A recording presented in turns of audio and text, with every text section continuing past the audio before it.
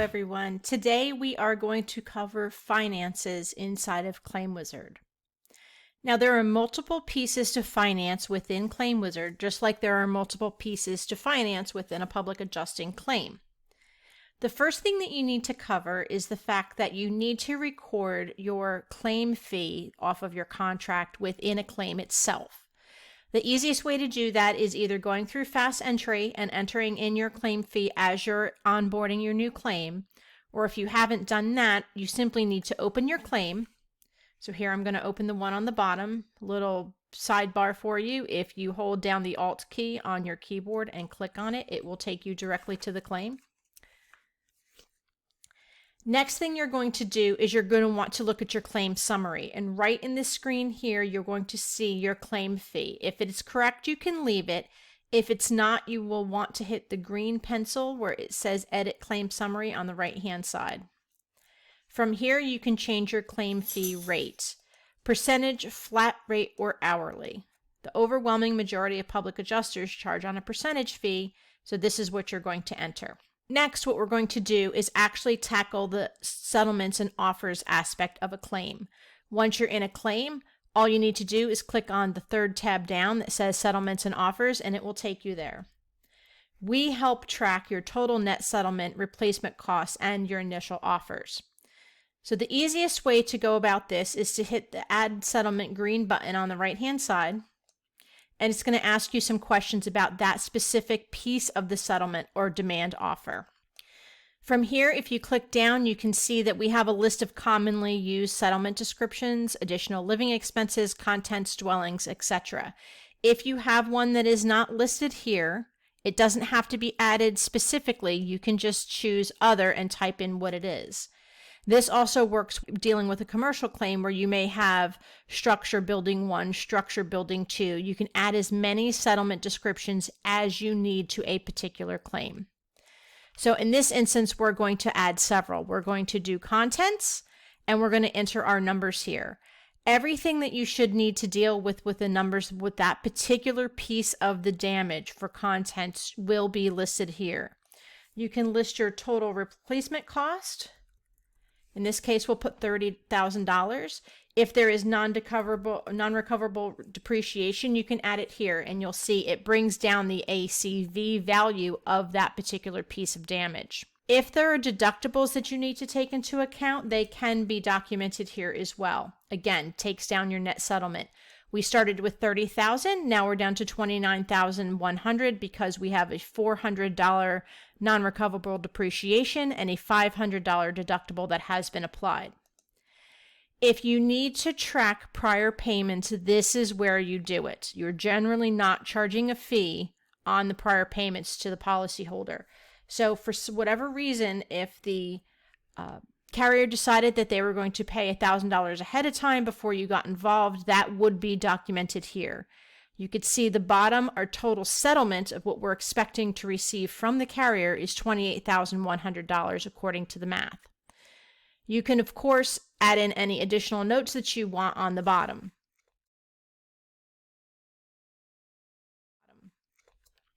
Now, some of the things that are up here on the right-hand side is if it's final settlement, and this is for your information only. This does not mean that the contents is the only piece of the settlement agreement, nor does it mean that things can't be changed in the end. It's for you and your team to understand that contents has been taken care of and you don't need to touch it again.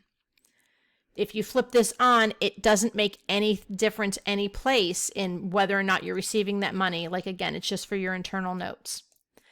The two important aspects of this settlement screen are this accepted area up here in the right-hand corner. There is an accepted button, a rejected button, or a pending button, which means accepted nor rejected is invoked. So what I'm going to do is I'm going to save this here right now. And we're going to see what it looks like in ClaimWizard. Just my rule in ClaimWizard, if you don't see it, scroll.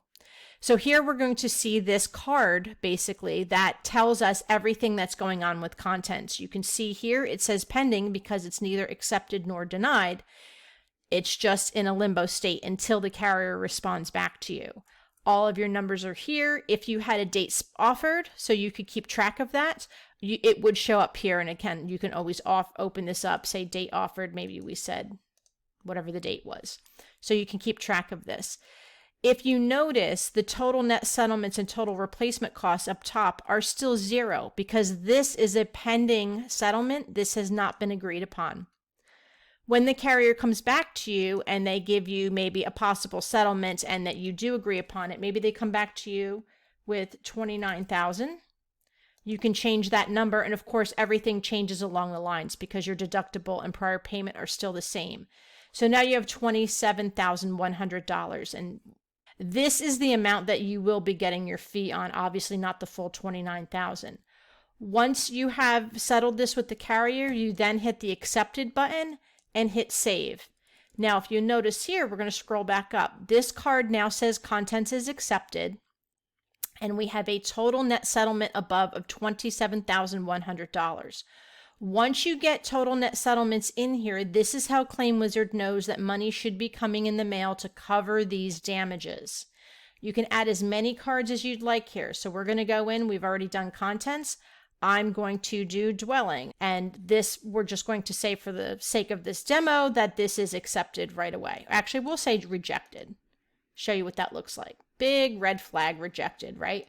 So right now, we're not seeing this $245,000 included on our net settlement because it is not agreed upon yet. So you can have all of these different sections of the settlements going, whether they are rejected or pending, they will not be expected in the mail. Edit it, simply change it to accepted and hit save. And now what it does is your total settlements has increased by that $245,000. Initial offer is a really good place for you to track, possibly in our opinion, either the initial offer that you received from the carrier or the initial offer from the carrier to your client, because we like to help you show the delta between the $15,000 that per se the carrier had first adjusted versus the $272,000 that you eventually got. So this is more of a marketing number and a projecting pipelining number than anything that is expected with actual checks or settlements. Once these are green, you can go on. The settlements and offers section is generally dealt with by your adjuster themselves. Of course, this information could be given into your office and office staff can enter this, but these numbers are coming from carriers because this is the core of what they do. Once you have your total net settlement in and the numbers, how they work through the life cycle of the claim, you will start receiving checks in the mail. Whether those checks go directly to your client or they come directly to you, it's just a matter of how you run your business. So what you'll have to do is scroll all the way to the bottom to Claim Ledger. This is going to show 4 pieces of the claim. What money is agreed upon and outstanding on the claim. So here we have our $272,100 because that has been successfully negotiated on this particular claim for all aspects of the settlement offers. To date, we have received 0 payments. To date, we have 0 external expenses. And of course, we have 0 money to disperse because we have not received any money in. And of course, you can see a breakdown of each of the accepted settlements here. So basically what's going to happen as you add payments in, as carriers give you checks, you are going to chip away at these balances until in theory, they are all down to 0. So this is the part of the claim cycle that generally an owner or someone with a financial clearance has the ability to do. The financial back end is not something that everyone in a company can see, even though they may have clearance to see the claim itself. So with that said, as checks come in, and it could be anyone in your office that has access to this claim, so all of your office staff should, you can go to your payments tab and then go over to the right-hand side and just simply click Add Payment. And you can see we have 2 settlement pieces to apply this to. So if we received a check and it was for $5,000, you're going to see we have $5,000 unapplied. And now you have allocated your entire $5,000 check to which pieces of the settlements it belongs to. Of course, if you need to document check or reference numbers, as well as any detailed notes that you would like to make on this check only, this is where you do it. So next we're going to do is we're going to hit Save. Now you can see here, we're going to have payments issued by carrier. We're going to have a lot of money that can come in, and we're going to keep track of every single check that comes in. We're going to add a second check here. We're going to say they paid us $100,000 and we're only applying it to dwelling. Same. So now you can see we have a check for $100,000 and we have a check for $5,000. Up top, you can see total payments in is $105,000. Remaining balance, your open balance on the claim is $167,100. You currently have no expenses listed, but we have $105,000 in the kitty to disperse. So that's what we're going to do next. We're going to go through our expenses and actually disperse money out of this and to the people that it belongs to. Next, I'm going to go to expenses. If you would like, you can record claim-specific non-company fee expenses here. A good example of this may be an expert witness or a engineering report that you felt was needed on this claim in order to increase the value of the claim. So what you would do is you would type in your information here. Let's say you paid $250 for an expert report. And then you can say who is responsible for this particular $250. Maybe you wanted to take the hit on that $250. If you choose company, it will come out of your company fee. If your client was willing to pay for that, it comes here. If you want to split it, you can. Invoices, references, any descriptions you may need, and if you're going to exclude this from your company fee. So maybe you don't want to, kind of put the money on that, you can do that. So what this looks like here is we have an expert report payable by the client for $250. Now, if you can see up top, we now have outstanding expenses that we owe on this particular claim. At this point, we're going to go forward and start dispersing the money that we've been collecting. So what you're going to want to do is hit your Add Disbursement, and you're going to be given a fairly long worksheet to go through. If you see here, you have to scroll, of course, to see everything in ClaimWizard because there's a phenomenal amount of information you have to track. We are going to have the total of our two checks in here, $105,000. For some reason, maybe we only wanted to pay out $50,000 today. We were still waiting for a check to clear, what have you. You can change that amount. You can't disperse more than your opening balance, but you can disperse less. So what I'm going to do for this is say money in, money out, and we are going to disperse the entire $105,000. Now, the first line here is if you have any shared expenses between you and your client, it is here. You can hit the down arrow and it will show you. But we don't have any, so the entire $105,000 flows through to get dispersed. We're going to scroll here. You can see next is your company fee. This was what was entered in your claim summary, in that section for claim summary where it said claim fee, also from your fast entry. For whatever reason, if you need to modify this number, it can be done here. That's not a big deal. So here we're going to change it. Maybe it wasn't a state of emergency and you actually get to charge 20%. So we will do the calculations for you. $105,000 total, $21,000 in company fee, $84,000 to your client. That's pretty simple math, 20%, 80%. Next is I'm going to scroll down to client breakdown. If your client owes anything, if they own that, they said they were going to pay out of that report, and you can have it paid there. If the client paid for the report directly without your involvement, that relationship is probably best left with them and not on here because you're not actually having to touch that $250. But if you need to cover it here, you can. So you can see out of the $84,000, you're going to take that, subtract the $250. The client is going to get a check for $83,750. And then you here, in this instance, should be cutting a check to the experts for generating that report. But you'll see this money does not affect your company fee because this is paid out of the client's aspect of the money, not your company fee part of the aspect. Scrolling forward, we're going to see the company breakdown for your public adjusting company. Here is your 20%. It is your $21,000. If we had any expenses paid due in full by your company, it would be here, but we do not. So you can see amount available for commission calculations is your straight 20% at $21,000. Now, when you click down on commission payments, anyone that is assignable in your company an adjuster, an estimator, an apprentice, an appraiser, anyone in that capacity other than office staff. Office staff cannot be assigned to specific claims. And because of that, office staff is not eligible to make a commission payment on a specific claim. Anytime that you have an assigned personnel to a claim, this is where their payouts come.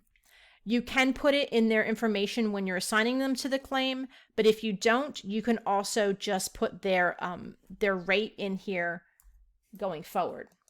So here we're going to pay 50% of the fee to our adjuster. So 50% of 21,000 comes out to be 10.5.